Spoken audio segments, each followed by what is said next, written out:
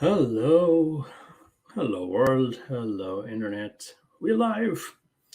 Welcome to Coded Life, folks. Good morning, good afternoon, good evening, wherever you might be. Thanks for joining us and just kind of hanging out with us here. It's Thursday, which means it's time for the dotNET Dev Show. I'm your host, Sam Basu, and thankfully you're not going to see me code today. I know you sometimes get tired of that because I fail a lot, but I got an esteemed guest with me today, Mr. Matt Wrock. How are you, sir? Good. Thanks. It's a pleasure to be here. And I fail a lot too, by the way. So we can fail together. That's right. All right. So Matt is my colleague here in Progress Software. And Matt, do you want to introduce yourself? Like, you're on the West Coast, I'm on the East Coast. But who are you and what do you do? Yeah. So my name is Matt Wrock.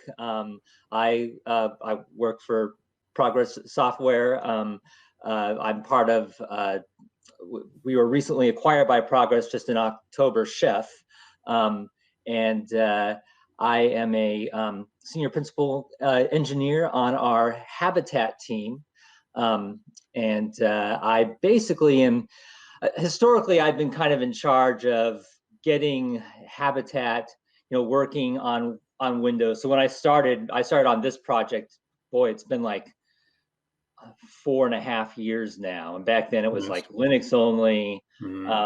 So there was a lot of work to be done just to get it just working on just compiling on Windows. And so now totally works on Windows. It just so happens we have a lot of customers that use it on Windows. We've got kind of a whole ecosystem of packages, .NET platforms, Visual Studio, all that stuff to make it possible for building kind of Windows-based applications out of Habitat. Nice, and I want to dig into all of that. But today, Matt, I'm way out of my comfort zone for two reasons. One is I'm fluffy. I don't know my stuff all that well, and when I'm facing hardcore engineers like you, it makes me a little nervous. But I'm here to learn, right? I'm here. And the other thing is the thing that I'm not proud of at all as a developer. I don't know. I don't understand DevOps as much as I should. And we have all known this, DevOps is getting closer and closer and the dev loop gets tighter. So I'm facing my demons. I'm here to learn. So you can laugh at me, but I'm here to learn. So, look at that. Our good friends are showing up in the chat room. Taylor on Code is here. I am fluffy. Yes, I am fluffy. I code, but I'm fluffy. You know where my limits are when it comes to hardcore engineering. So I'm glad to have Matt on.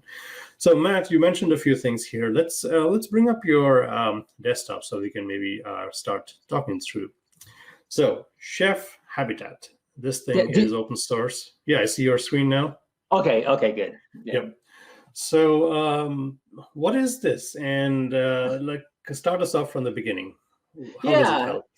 Yeah, I mean, maybe I should go even further back than Habitat if we're talking just straight up what is DevOps? It's funny. I can remember. I think it was 2012 where my boss sent me this email. It's there's this thing and they call it DevOps. Have you heard of it? And I'm like, no, but I kind of like the sound of that, dev and ops. Because I remember when I started off as a developer, this is late 90s. And it was just I was just trying to get my head wrapped around HTML, JavaScript, and then you start talking, in the ops world, networking, TC, all that was kind of a mystery to me. Just make the thing work. I just want the network to be there. But I was very curious, how does TCP, all that stuff, how does that work? And as my career progressed, I learned that, there's a huge advantage to understanding both of these worlds. Yeah. And so when I heard in 2012 I heard that term DevOps, okay, as a separate discipline or kind of bringing those two together, because historically, especially in the early 2000s, you had dev and I mean, let's be honest, like in many organizations today, you have dev and you have ops, and so like just so much time just gets wasted, like just oh my back and God. forth. Right, like production is down, and so like ops say, "Well, it's your code," and then like dev is like, "No, it's your network," and so like and I mean, we've all kind of been in those types of Yeah. situations. So at any rate, I can go on and on. No, and I think that is so accurate, because like when I started, like we had a rule, like if developers had, like if you started at a company or a place where developers were given production access, or you were in charge of like deploying stuff, like you run away. But that's not what we're talking about here. We are talking about so much of code is tied to our configurations and how things are deployed. And then that's where the title loop comes in. So we're not wasting cycles going back and forth. So, right. Yeah.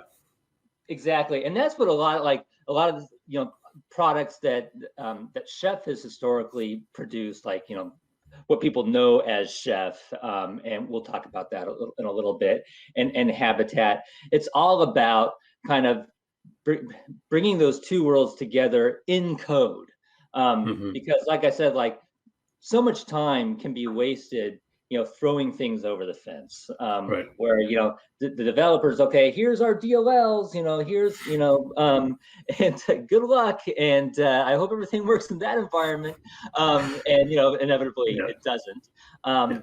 and like, how can we codify, or create like a unit, create a deliverable that developers can give to ops with some understanding about ops, and that ops can take and collaborate with developers in such a way that they can just like kind of plug it in, and it works, where I don't have to like figure out like ports and like what are like various configuration settings and tunables of the application, where somehow those things can be kind of presented to me in more of a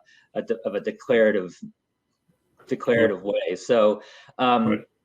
so Chef has basically been around for about 10 years, well, a little over 10 years, and I would imagine that most of the people watching this, they may not be familiar with Chef, but they're probably familiar with one of the. So Chef is basically part of this kind of family of products that we call configuration management.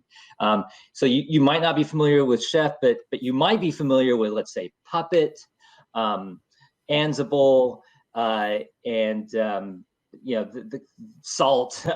Those are kind of the major players, and there's a few others in there as well, but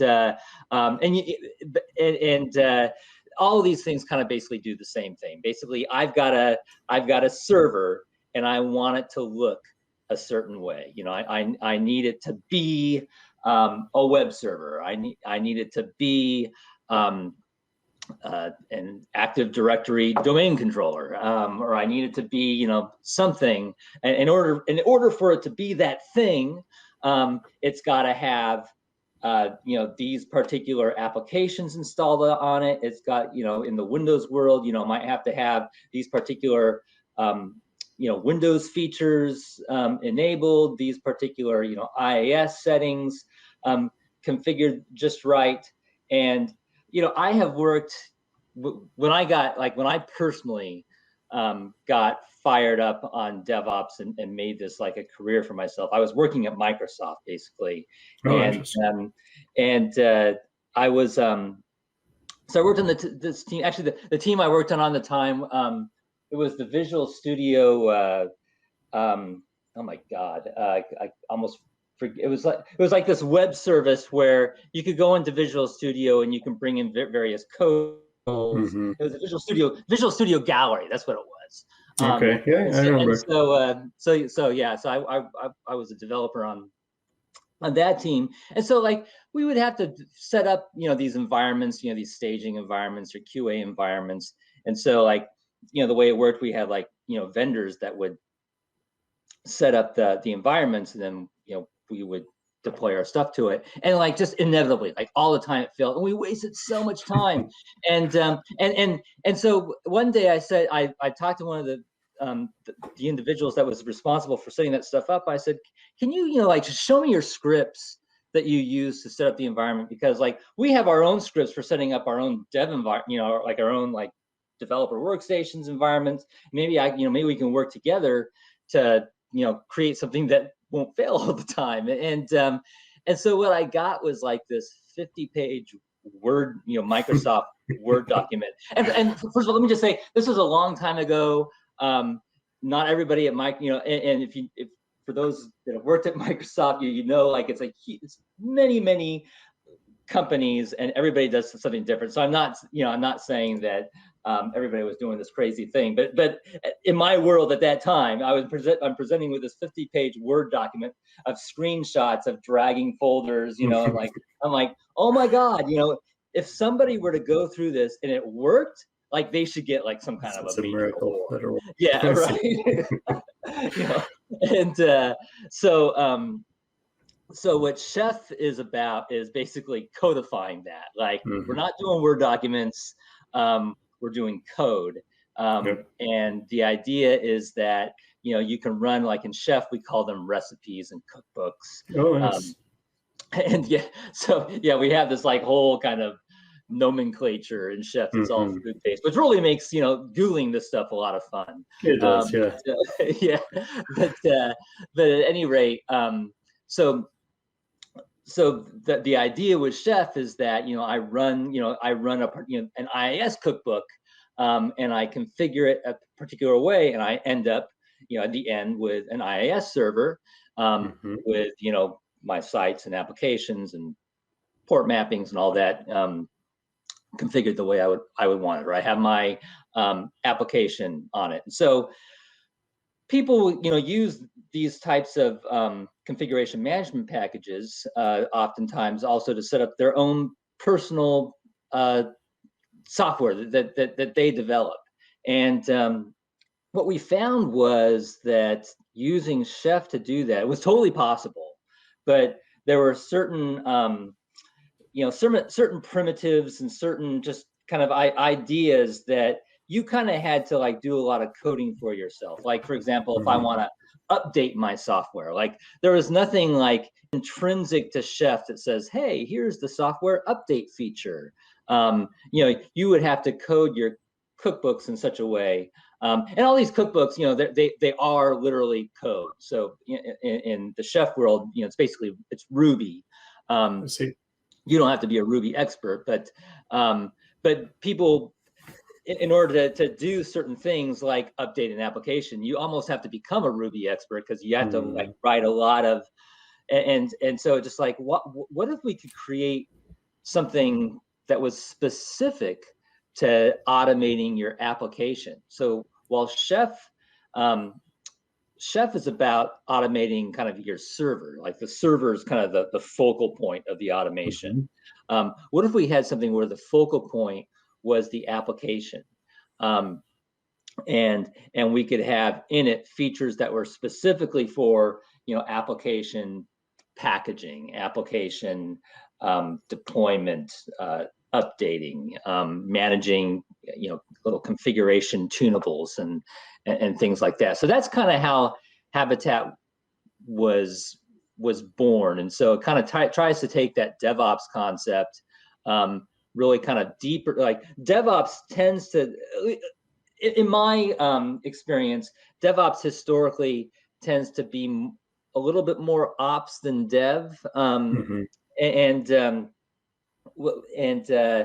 what we try to do with Habitat is push it a little further into the dev realm. Like, I'm a developer, I'm working on an application. How can I get the DevOps into my appliation? Habitat helps you out at that. I mean, it totally helps out operators, as well. No, that's a good point, because like I think traditionally that's how, like, since DevOps is a little more ops, I mean, some developers like myself like try to stay a little away from it if we can. But since this is all code, like it is like near and dear to what we do anyways. And you said like this started with Linux, right? And you got Ruby in there is where you started.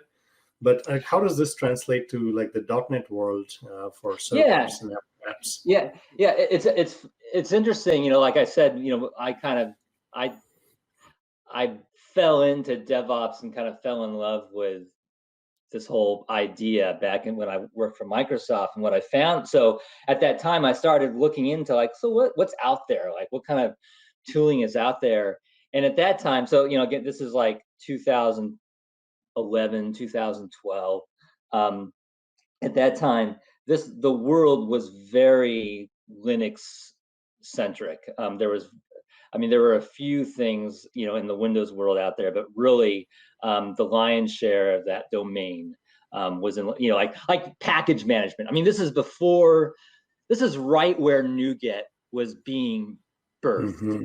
Um, and so, but like things like apt-get, RPMs, those have been out since the 90s. And so like at that time, you talk about package management to a Windows person, like you get really excited, and it's like, wow, that's kind of cool. This is, I remember like the early NuGet presentations, watching all the presentation with Phil Hack and like Scott Hanselman. It's like, oh my God, this is incredible, and like I can just imagine, in the Linux world, it's like, oh come on, like it's been around for a while, and so I remember those days, like Phil Hack and like there were like 4 of them who wrote a book on NuGet, and that was like the super popular thing. That was the first time like we were getting introduced to packaging. But yeah, it was so. So what I started to get frustrated was that so many of these tools were like built around Linux, and over time, they would start working on Windows. So for example, like a lot of these like really popular DevOps tools, for example, like Vagrant, a lot of the HashiCorp tooling, things like Vagrant, like Packer. So those were tools for like building a VM. And like, how can I like basically run one command and suddenly poof, I've got a VM, that's just ready for me to go. And it was like, so that's Vagrant, and that was like super cool. Worked great, for like if you're like on VirtualBox on a Linux machine. And then they started opening up plugins for like Hyper-V and Windows operating system compatibility, and it worked like most of the time. And a lot of this was totally not the fault of these products. It was just the fact of the matter was that like the vast majority of people both working on these products and using these products were on the Linux side. And so naturally that's where that's where all the testing is going to come in, or the vast majority of it anyways. So I started getting involved in a lot of the open source projects and contributing to those projects. And so Habitat it's a similar kind of followed that similar path, where when Habitat first came out, it only worked on Linux. And so like naturally Chef, a lot of we had a lot of Windows customers, and so I was brought on to the team. I'm sure that there's probably some people listening that are familiar with Steve Marowski. He's done a lot of work in the Windows world. He works for Microsoft now. He and I were colleagues on that team, and basically we were tasked with, okay, make this thing work on Windows. And this was very much like at the time kind of an experiment. Like we had no idea like, would the customers come? It was like one of those things, like it just has to work on Windows. Like it's just not, it's not cool to like only work on Linux. Like, whether or not people will use it is one question, but it's, at least has to, come on, it's got to work on Windows. So, so we came on, and there was a lot of work, that was, just making, so Habitat is written in Rust, which, yeah, actually it is super interesting. And I didn't know Rust at the time. So, my background, the vast majority of my background is C#, though it's been like 10 years now since I've been a day in, day out C# developer. Obviously, a lot of Ruby, having worked for Chef and just a, kind of all over the place. But yeah, I didn't know Rust, so kind of picking up Rust, and there's just a lot of work that Habitat does. It's very intrinsic to like processes, which are very different on Windows and Linux, which is actually it was a totally interesting learning experience for me as well. Because when you're a C# developer, you're operating for the most part at a certain kind of level of abstraction above. Way above, yeah. And so I had to like go like down a few steps, and to, a little bit more native. And so yeah, I learned some interesting things about processes and just things that are unique to Windows, like users, all that stuff. So we got it working.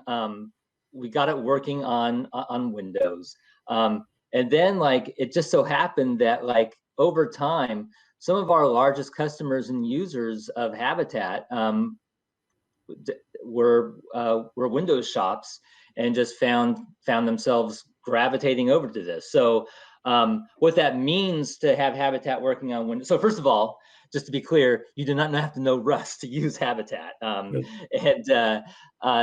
you do. So it's all PowerShell driven, and we're going to get into the nitty gritty of this soon. But it's all, so if you're familiar with PowerShell, working with Habitat should feel good. If you're working on the Linux side, it's all Bash. And so the idea was like we wanted it to be as natural as possible to whoever's using it. Like one of the issues that we had with Chef was, because it's all Ruby, that's great if you're a Ruby developer.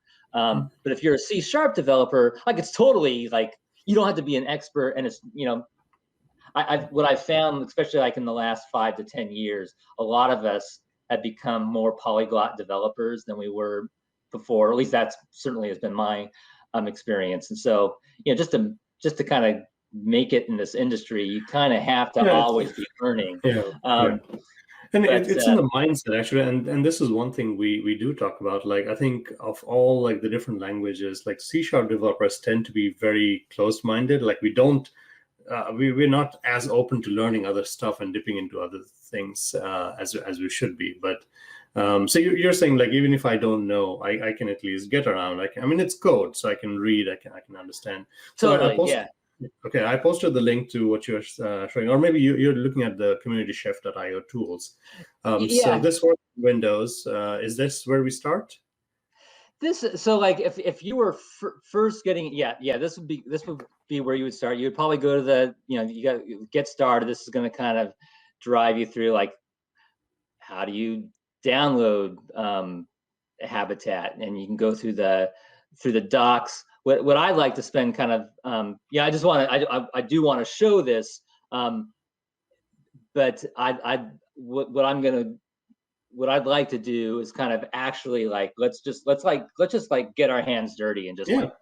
And then like what type of apps are we talking about? Like what can we package and deploy? Oh yeah, no, that's a great point. So basically, and I don't want this to sound flippant, but basically anything. And so Habitat, first of all, Habitat doesn't know anything special about like .NET or Ruby or Rust or any native applications. And as you'll see, you kind of have to like show Habitat, hey, this is kind of how you deal with my world. But you can, so all sorts of applications. What we're going to do, some stuff that I have queued up, and what I typically for .NET will demo is like an ASP.NET web application, and then like maybe like SQL Server. That's probably the most like common scenario of what we are building. Yeah, totally. Right. But it can be totally anything. It can be anything. It can even be like COTS. Custom off-the-shelf, commercial off-the-shelf software. So it could even be some, like for example, we have a package for SQL Server.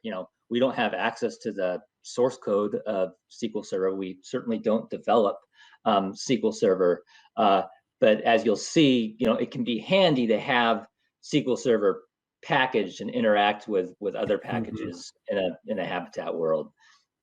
Okay, and everything here is open source. I like the look of the docs here, because like docs are everything. If we are not putting in enough effort in docs and folks are struggling, that's not good. So I like the looks of this. Yeah, they've done a good job with the docs. The thing with docs is like you can always do better, right? Like, and the second they come out, they're old because because hopefully we're continuing to push out features and merge new PRs, but we do our best to actually write docs as we're writing features, but it's all open source. All of the Habitat code is open source. Again, like typically you're not going to have to, I hope, you're not going to actually have to look at the Habitat code, though you're welcome to, and you can. What you're more likely to do is look at Habitat package code, which is what we'll be looking at today, because while I'll be walking through like how do I package an ASP.NET web application. One thing that we'll see is in Habitat, it allows you to manage your dependencies. So for ASP.NET application, your dependencies are going to be things like IIS and like Visual, you've got build dependencies, Visual Studio and NuGet, and maybe you might want to look at the package, the code that was actually used to package Visual Studio. That might be helpful if you're having issues, and that's all PowerShell. So I like that last line in the docs. Like it's CLI, you can install it anywhere. So we are not tying down to any platform. Yeah. Okay. So that's where we begin. What do you want to do? Like, do you want to start on the app side first? Yeah. So let me just start off. So first of all, let me kind of just give you the 10,000 foot. I've done a lot of that already, but kind of the 10,000 foot view of Habitat. So again, Habitat is a platform for automating your application. So that's going to cover a pretty large footprint. So there's several components to Habitat. We'll look at as many as we can today, but you've got at the very beginning you've got kind of this builder type of aspect of Habitat, or this build system where I can actually build my application. That may be building it from source, or it may be taking a zip file and laying it out in a certain way. But in the end, the artifact of that build is going to be a package, a Habitat package, what we call it's a .heart file. And so that's one aspect of Habitat. And then you've got kind of this artifactory-like component of Habitat that we call the depot. It's like, or NuGet or Ruby gems. It's basically, okay, I've got this package, now I need to put it somewhere. And so I upload that to the depot, and it sits in this we do have a public depot just like NuGet and Ruby gems have, but we also have a way that you can have your own private depot. So if you're an enterprise that doesn't want to put your packages out on the out on our public service, you can have your own. And so anyway, so that's another aspect. Then you have the runtime aspect of Habitat, which is what we call the supervisor. That's basically the agent that's actually running on like your web server. And so it's going to be it's going to look to the depot and say, oh, you're basically going to tell the supervisor, hey, I want you to run this particular package. And so it'll go to the depot and it'll pull down that package. It'll understand from that package like all the dependencies and pull down all the dependencies. It might do so. There'll be scripts and stuff that we'll get into that it can run to kind of set things up, and it will actually. That's where your package actually runs. So those are the kind of the major components of Habitat. So if I want to start off like where do I begin? I've got this application. I want to this sounds great. I want to automate my application with Habitat. Where do I start? So where you start is what we call a plan. And that's actually what we're looking at right now. This is a plan. I gotta say, Matt, I like your taxonomy. Like you got cookbooks, you got recipes, you got a depot, you got a supervisor, and now you got a plan. This is nice. That's right. I mean, you always got to have a plan. Yeah, But anyway, so this plan is that's what we're looking at right now, and this plan is going to be used to package up a .NET application, a good old, for those of you, kind of in the Microsoft world, Contoso University might sound very familiar. Yes. And this literally is the Contoso University site. And there's also, one thing I want to highlight is there's all sorts of different ways that you can pull in your code from your plan. What this particular plan is going to do, it's going to actually go off, to the like a Microsoft website here, this web PI feed, and it's going to actually grab the entity framework sample site. It's going to grab the code from there, extract it, and build that. And the reason why I show it that way, because that might not be the way that you would do it for your own application. But the reason why is I just want to show hey, we're going to grab this application from this other place that they have no affiliation with Habitat. And basically, there's no magic happening here. I didn't have to make my application super Habitat aware, or do all this work to refactor my application to work with Habitat. I'm taking something as is, and plugging it in. In a more of a real world situation, I might have this plan file inside of the same repo, the same source code repo as my application, and then all my application bits would just be right here, and I wouldn't download it. And there's all sorts of different ways that you can go about this. So let me ask you this: when you talk about automating applications, are you talking about the build steps, or are you talking about deployments, or are you talking about the server hosting it? Yes. So I'm talking about all of that.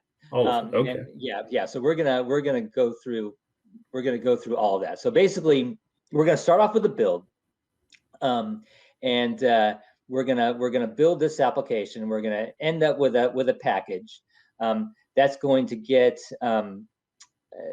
in a production type of environment. We would push that up to the depot, and then we would have our production VMs kind of subscribed to a particular, and I'll get into this nomenclature, but basically it would be subscribed to a production channel on the depot, looking for new or updated packages for that application, and then pull it down and actually run it. So yeah, all kind of three of those things we're gonna do. So let's just kind of jump into this plan and take a look at what this is. So basically, this plan is separated. You can think of this plan, and it has two major parts. You've got these functions down here, and then you've got these variable definitions here. And again, this is all PowerShell. So it's a PS1 file. PS1. And as building a plan, basically there's essentially a contract. There are certain, and if you go through the docs, you can see what all the variables are. But basically, you want, there's specific variables that you're going to assign. So basically, this is describing my application. What's my application name? This is going to translate to the package name. Origin in the Habitat world, you can kind of think of origin as the same thing as a GitHub organization. It's a unit of ownership. So MRock is that's my personal origin, but for example, the packages that Chef develops, they would be under the Chef origin. We have a lot of packages that the Habitat ecosystem has developed that we want anybody to be able to use, and so we've created the core origin for those. And so that kind of will take us down here. So we have our dependencies. So in Habitat, you can have two different types of dependencies. You can have runtime dependencies, which are these package deps, and and build time dependencies, which are package build depth. So if I'm going to build like a .NET application, I'm typically going to need at least these three things. I might need some more things. Everybody's application is different. It has certain special things. But for a modern ASP.NET application, I'm going to want NuGet. I'm going to want, for the particular version of .NET, I'm going to at least need the dev pack, which has like the, like those stub DLLs for what's the word I'm looking for, the particular type of assemblies, the reference assemblies, all the reference assemblies for that particular version of .NET, and of course, Visual Studio build tools.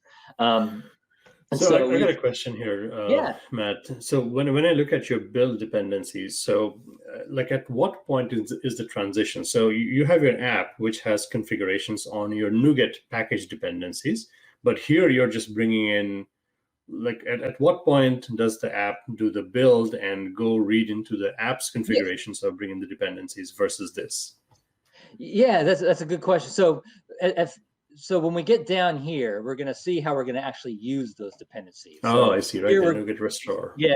So basically, by virtue of declaring these dependencies, what this means by declaring the dependencies, one, it means that when I do a build, it's going to go, and if I don't already have it in my environment, it's going to install it. So it's going to pull down NuGet. It's going to pull down Visual Build Tools. Now, when I say install it, and here's part of the beauty of it. This is one of the things that I like. It's not going to like install Visual Studio in the traditional manner. Like it's not. And again, there's all sorts of different ways that you can do it, but we've coded these packages in a special way that basically it's not going to put anything in your registry. And so I could have my own version of Visual Studio, running on and this isn't going to mess with that. It's gonna. So, Matt, if you can hold that thought for just 1 second, I wanted to welcome some folks here. Copperbeardy, hello, thank you. So Copperbeardy is here raiding with his big party. So welcome, raiders. Welcome to the show here. I'm Sam Basu. I have Matt Wrock here with me. We're talking DevOps today for a change, and I'm trying to learn. I'm trying to get out of my comfort zone. And Matt is talking about Chef Habitat, which is an open source way of automating and packaging your applications. And we're looking at just a straight up ASP.NET application with, I see EFF. You're going to bring in Entity Framework, maybe? Okay. Exactly. Yeah. So that's what we're up to. Yeah. This is the entity framework sample application that basically that we're building. So it's going to put these things on the path. So by virtue of pulling this in, this means that I can use the term NuGet in my functions, and NuGet will be on the path. It means that whatever I would expect to be on the path as part of Visual Build Tools, like MS Build is the key one. That's just going to be on the path. And also what you can do with packages is you can set environment variables. And so anybody that pulls in your packages, it can be assumed that those environment variables will just be there in their environment. So we set a whole bunch of them for the Visual Build Tools, so that it'll look in the right places for this particular version of the Visual Build Tools. And that's kind of how we get around like not having to actually like do a true install because we want to the whole idea of Habitat too is like, and the actual name Habitat is the idea, like we've kind of built this, like you can kind of think of it as you've got this like sphere, and like everything inside of that sphere, Habitat is running, and it kind of protects it from what's on the outside of the sphere. Now in the Windows world, that can get a little shifty, especially like when you start talking about things with Windows services and Windows features. Those are like global, system-wide mechanisms that you kind of have to poke out of the sphere, and that's what these things so these runtime dependencies. So like for example, this ASP.NET, when I install this dependency, like there's no code out there that I'm going to download, right? Like that's just all. But what it's going to do, what it is going to download is basically a bunch of some scripts that's going to enable certain certain Windows features. So that's what I get from this. This will actually make sure that at least the .NET 4.5 runtime, and because of the nature of .NET, like if 4.7 or 4.8 was installed, this will basically do nothing. But it'll make sure that I'm at least at 4.5, which with most modern Windows operating systems, you kind of have it installed with Windows. And exactly. One more question before you move on. Like if I was to use like ASP.NET Core, and instead of MS Build, I'm using .NET Build. I don't know the exact syntax, but I'm guessing like you can still bring in that build system. Totally, yeah, exactly. And we have .NET Core examples, and exactly like this would look totally different. You would have instead of .NET 45 runtime, you would have the .NET Core SDK over here, and you'd have the .NET run, or excuse me, it would be the .NET SDK would be down here in your build deps. Right. The .NET runtime, the .NET Core runtime would be up here in your application deps. You might not even need ASP if you're using like the Kestrel web, web engine, and then the .NET command line would be on your path, and so then down these functions that we'll look at in just a bit, you would just say .NET build or .NET whatever, and it would just work. So anyways, so that's dependencies. We do a little bit here in terms of like this is where we're going to grab the source from. There's all sorts of different ways that I won't get into, but we have all sorts of different examples and stuff that I could point to later. But here we're going to pull the actual source code. It's going to be a zip file, and basically by declaring this particular variable, the kind of the default behavior will be it's going to pull down and it's going to extract that zip file. The SHA sum is basically the SHA of the contents of this, so it kind of makes sure like I'm actually getting what I'm expecting to get. If for some reason it doesn't match up, it's gonna break the build right there. Then we get into like some of these binds. I'm not going to dive too much into detail right now, but this is a cool feature. It's basically a service discovery feature. So for example, this is Entity Framework. So for those of you that aren't familiar with Entity Framework is basically Microsoft's ORM product. So how can I make code interact with a database? So it needs it just kind of assumes there's a database, and you're not going to have much success with Entity Framework without a database. So what binds allows you to do is have your application discover services out there. Because like, let's be, and this kind of gets into a big kind of modern DevOps concept that, today our applications are not individual binaries, right? Like in order for my application to work, it's a lot more than just putting the built binaries on a machine. Like I might also need all sorts of other applications running. It's like SQL Server, maybe RabbitMQ, maybe Nginx, who knows? And all that stuff has to work together and find each other and connect with each other in order to actually bring that finished user experience to the tables. So what this binds basically does is says, hey, I expect there to be this database, and I expect this database to expose a username, password, and port that it's going to give to me, and I'm going to like plug that in to myself. And we can look at how that actually, there's this whole templating thing. So in our web.config, we have this templating where we can actually plug that stuff in. But I'll hold off on the nitty gritty of that. This is easily a kind of a rabbit hole to go down under, because I have a lot of questions. But let's do the happy path first.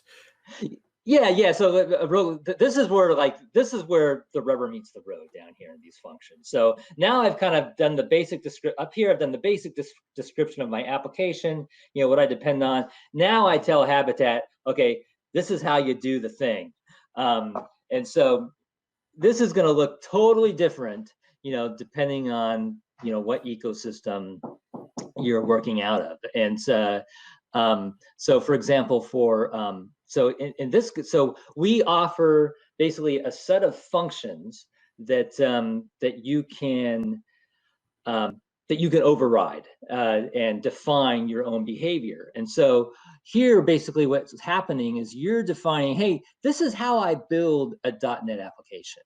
And so, how do I build a .NET application? So I'm going to, and the chances are, like, you already have this code somewhere around, like maybe on a day-to-day developer, you might just be doing an F5 or hitting the icon in Visual Studio, but somewhere, it's likely you know how to build from the command line, and this is basically how you codify that. And so I'm going to do a NuGet restore because I've already declared a dependency on NuGet. I've got NuGet because I declared a dependency on the VS Build tools. I have MS Build, and so I'm basically, so I'm going to do a build of my project, and then in the install. So now I have a build project. The install is basically saying, okay, how do I need to lay out the artifacts of my build into the final package? So basically, we're going to use MS Build again. So we're going to use the Visual Studio Build tools again, and here we're going to use the web publish target. And so for those that aren't familiar, basically with the web publish, it's the same thing as in the Visual Studio IDE, you want to publish it to somewhere. So basically, like, it knows some things about your application. It knows that, hey, for this ASP.NET application, I'm going to need to have this particular directory structure. This is where the bin file goes. This is where the JavaScript and all, this is where how everything gets laid out, and it's going to publish it.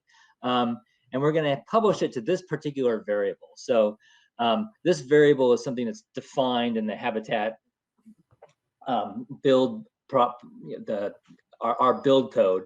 And so package prefix basically points, anything that I send to package prefix is going to get consumed into my package, and it's going to be laid out. It's like a package staging area, and so anything that I copy into the location defined by this variable is gonna wind up in my final package. And so what I should have in my package is this www directory that has basically everything in my application. And then I see you're removing the config file as well, and yeah. So I did. This is a little atypical, well, something specific to this application. So I'm removing the web.config because I'm going to put in my own special web.config. So I have my own web.config up here, and I've got some other scripts that'll deal with this. But basically, the reason why I do that is this, where I basically define that's where you're getting to the secret sauce. Right. This is. I'm not going to get into the nitty gritty right now, but basically, this is our templating language. It's all handlebars, and we can look at this a little bit more detail later. But that's basically that's what's going on there. One question here. If you come back, stay here, Matt, on the MS build. So Miri O2 in the chat room is asking a relevant question here. How do we handle versioning? That's a great question. So versioning, so first of all, up here, you'll see, so I've got my version 0.2.12, and I have other, I didn't do a very good job here because I know there are some .NET specific ways, like there's some specific ways that I could actually plug that version, like actually here, well, I don't want to get lost in the weeds, but basically, there is an argument. Basically, I can give to MS Build, where I can give it a version, and if I've coded my assembly files just right, I can make sure that, like, if I right click on that DLL, and I look at the version, it would match up. I didn't do that here. I understand, but it's doable with parameters. Right, but I have access to that package version, so I could give it that argument, that package version argument, and then we'll actually see. So in Habitat knows, okay, so this is 0.2.12. And beyond that, there's also what we call a release. So the actual, like the true version is 0.2.12 slash kind of like a timestamp. And so I could have multiple versions of 0.2.12, but different releases based on the time. So basically, if I do one build of 0.2.12, and then I do another one 5 minutes later, it will technically be a different version.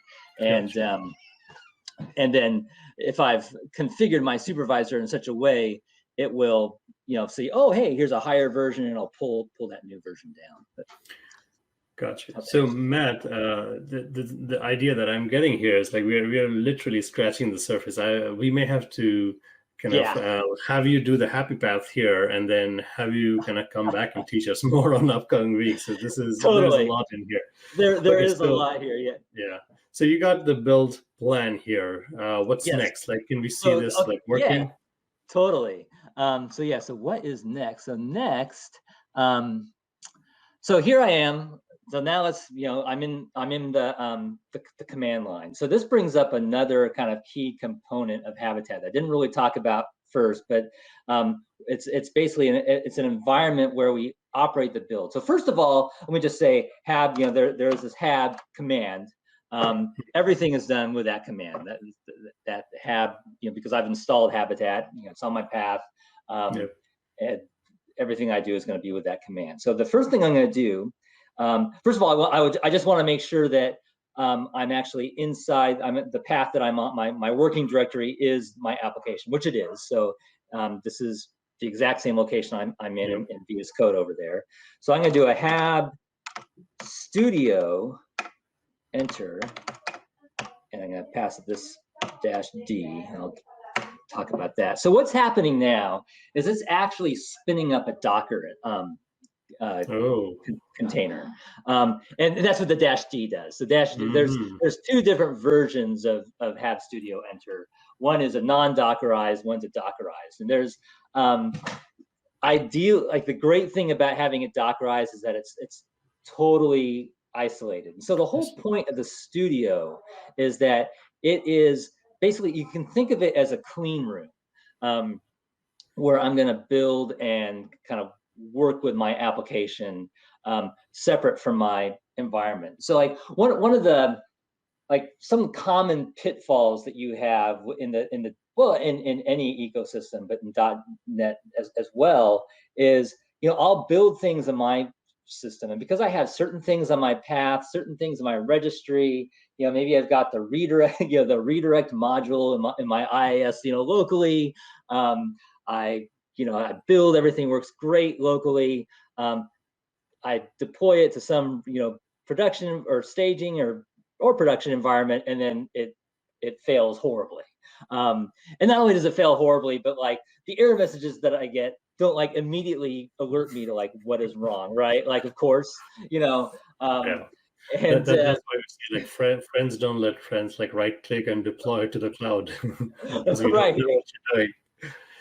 Yeah. So the idea behind the studio is that I'm now an environment that basically it has nothing. And if you have absolutely nothing, then that's the safest place you could possibly be, because what this means is that when I do my build, everything that I need should be declared as a dependency. So if I need something and it's not here and it's not a dependency, then my build should break or my application should not work. And I notice that here, before it gets to production or it gets to staging. So here I'm basically all I have in the studio is, first of all, basically an empty canvas of Windows 2019 server, plus the Habitat command line, the Habitat, a few helper functions for Habitat. So I actually have a running supervisor, so I could do inside here I could do a hab service status, and I can say, oh, there's no services loaded. That's kind of my supervisor running in the background saying, hey, I'm not running anything yet, because not only can I build stuff here, but I can also run stuff here. So now, we can talk more about this, but let's kick off a build. So I'm here. So let's actually. So one of the functions that we get is build. So I'm going to just say build. I'm going to just say dot just from my current location, because I could have multiple plans theoretically.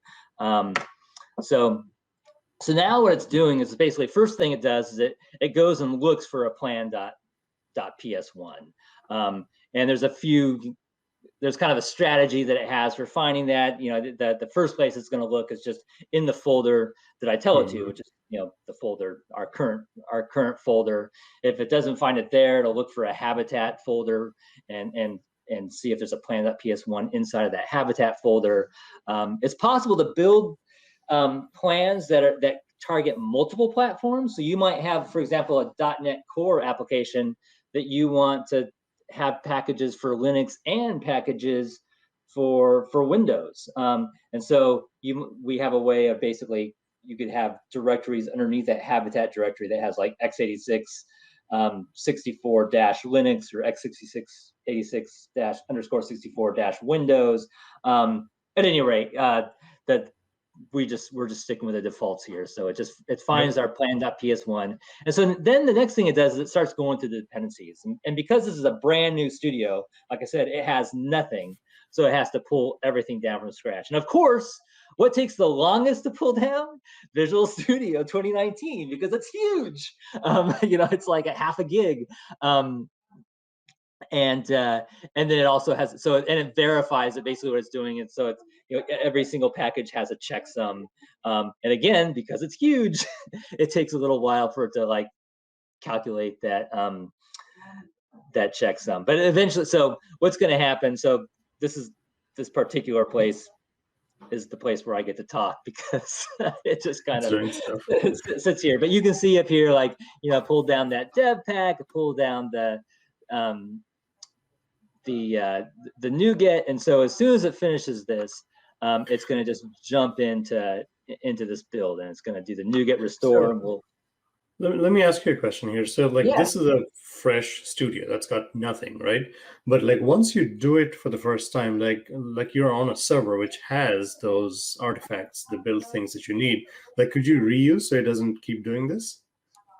Yes. So the idea is that, like, if I'm kind of hacking on building this application, I'm gonna enter into the studio and I'm gonna do a bunch of stuff, like, because what we're looking at right now is the end product of a lot of work.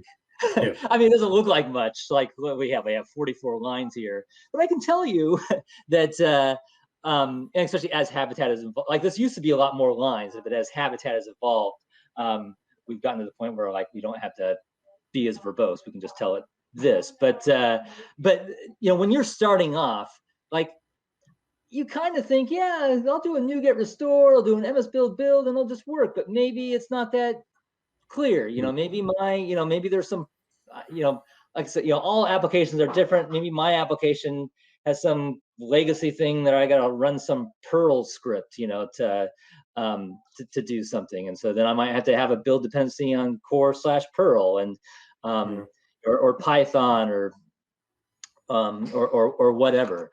And and so it's like actually finished. Yeah, finished. So like if we just kind of scroll up and see what it did, a lot of like, stuff. yeah, exactly. But for a .NET developer, like, this should all look fairly familiar. Like especially if you're building .NET applications in the command line, like, you probably see this all the time, so now, so it built. What do I have? I have I love it when a plan comes together. I like it. Right. Yeah. Well, shout out there to the 18. But so it's built my package, this heart file. So it actually, and one thing to be aware of, so when it creates this container, it mounts the directory that I'm in. It mounts that, so I automatically have access to, if I do a dir here, I see basically the exact same directory structure that I was in outside the container. And inside of this directory, it creates this results folder. And so inside of that results folder, I see these are so I have built this several times in the past. And so this latest one is what it just it just build. But what that means is when I exit the studio, it all goes away, like it's gone. But this results folder will remain there. And so, if I need to send that off to a build server, do it, whatever I need to do, I still have that. And it's not only has it created the package, but it's installed the package to this location. And so if we look at that, and particularly the www folder, this is what, kind of like what you would There's all the kind code. of expect to see from, global ASAX from a ASP.NET file.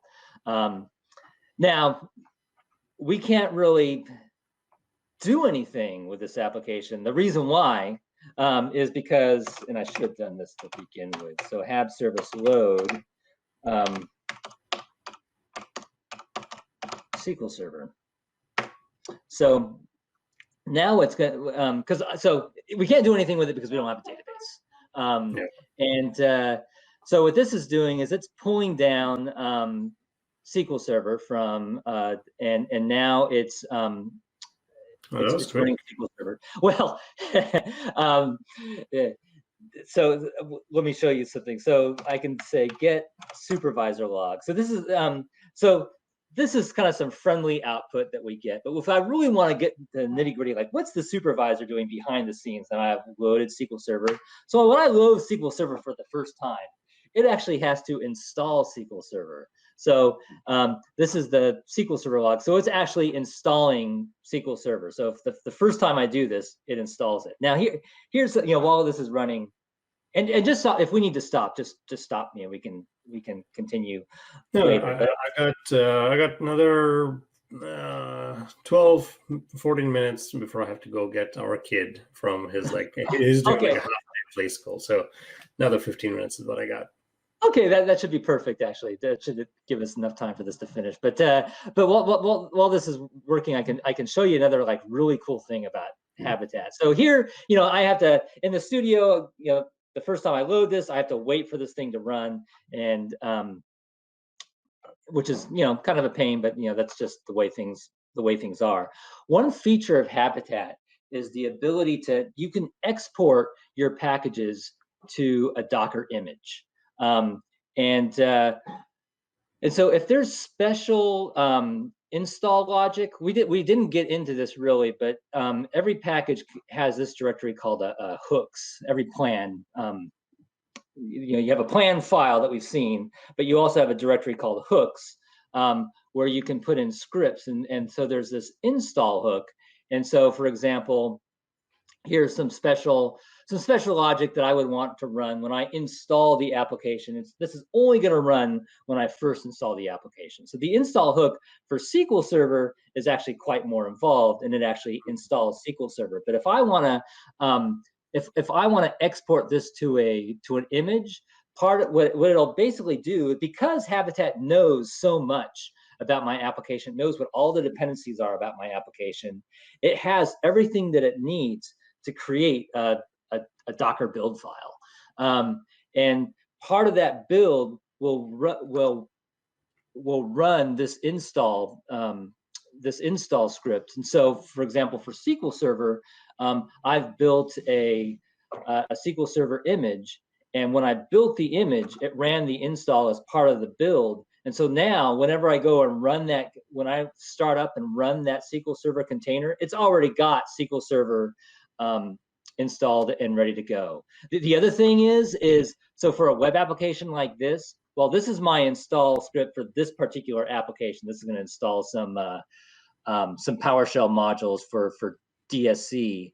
But the thing to think about is that in my plan, I've got these dependencies, these runtime dependencies, and they might have their own install hooks. For example, IIS ASP.NET 4, it has install hooks that run Windows features, and that can take a while. It takes a while to, because it's got to enable the basic IIS features. It's got to enable all the, the ASP.NET specific features, and by exporting this application to a Docker image as part of the build process, it will it will actually enable those Windows features in the actual build. So the final image will already have IIS all like ready to, all ready to go. So that is actually, and then what you can do, for those, and so for those of you that are familiar with Docker, use Docker, you may be familiar with Docker Compose. And so, get rid of this. So what Docker Compose can do is basically allow you to have kind of, if you've got multiple containers that interact with one another, this allows you for a nice way to kind of codify that. And so here I've got my core SQL, so if I've exported my SQL Server package to an image, the image name basically becomes the origin / package name. So core / SQL Server. So it'll start this up, give it some environment variable. So this is basically an environment variable that will just say, hey, I accept the Habitat license. It'll also start up my application, which depends on that SQL Server. It'll do some, I can have it do some port mapping. So by default, IIS is going to run on, my application is going to run on port 8099. And we haven't really looked at how that all gets wired up, but we'll do that next time. But just kind of does that port mapping, does that license acceptance, links it to SQL Server, and this command is for the supervisor. Basically tells the supervisor, hey, I want you to bind, this is kind of where we get into that binding, but I want you to basically bind my application to the SQL Server application, and I want you to have, this is an update strategy. So if you see an update in the depot, I want you to update yourself, as soon as possible. And this is the channel is basically, there's different channels that you can define in the depot to watch. So for example, as I'm building packages, I'm like unstable is the very first channel. So like if I were to just like publish something to the studio right now without saying anything, by default, it's just going to go to unstable. But eventually, like I might promote that to staging, and I might promote that to eventually promote it to stable, which is like the final production one. But basically, this is saying, like for this development type of experience, just consume whatever like is the whatever the latest thing was put into unstable. Okay, great. So now I have a running SQL Server. So now what I can do is I can load my application. Yeah, this is all very well thought out. Particularly all the channels in your studio. Yeah, I like that. Okay, so I want to load my application, but I need to tell it to bind. Oops. Database colon.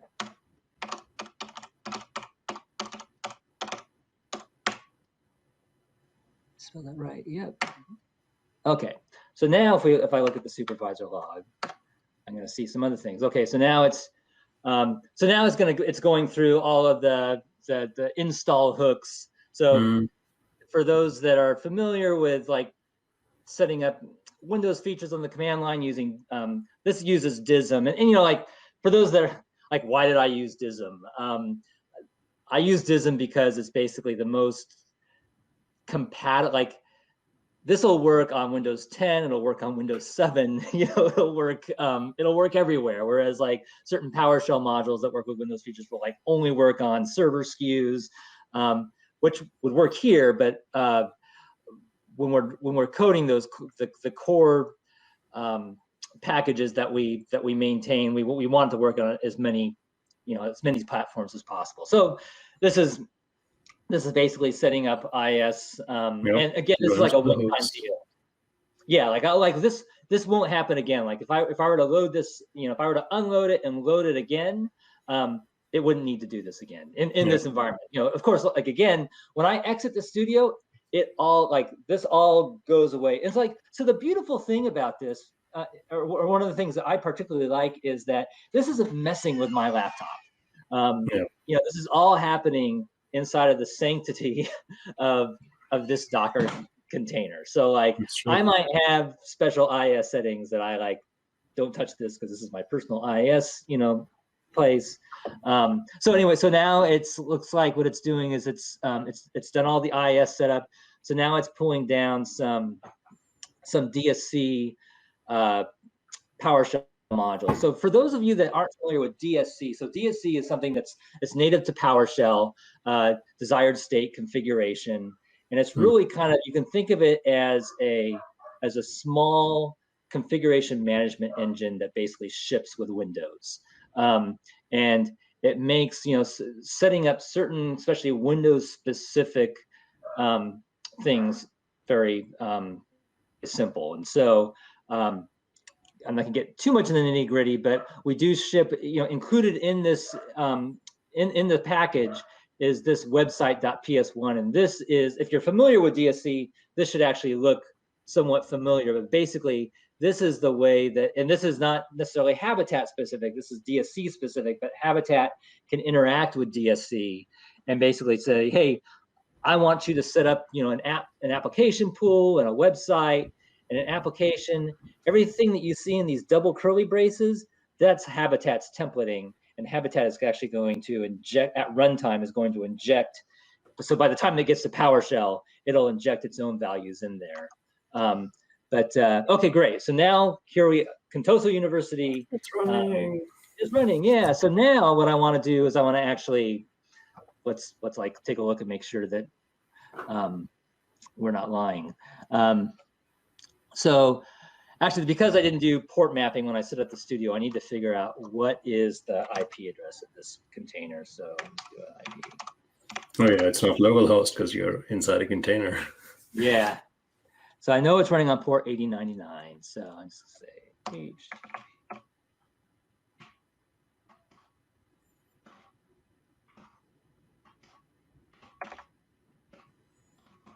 Name of the application, tab app. Whew, okay. And there we go. That's amazing. So this is great. Like, this is basically a static web page, but now, like, so is the database working? So let's go to students. And because this is entity framework, the very first time I go to something that uses the database, it's actually going to like do the right. Yeah, it's doing the migration, setting up the schema, all that. So the first time I go into the students, it takes a little bit longer, but basically, if I don't get a yellow screen of death, oh, yay. So nice. I know that this works. So I could create a new student.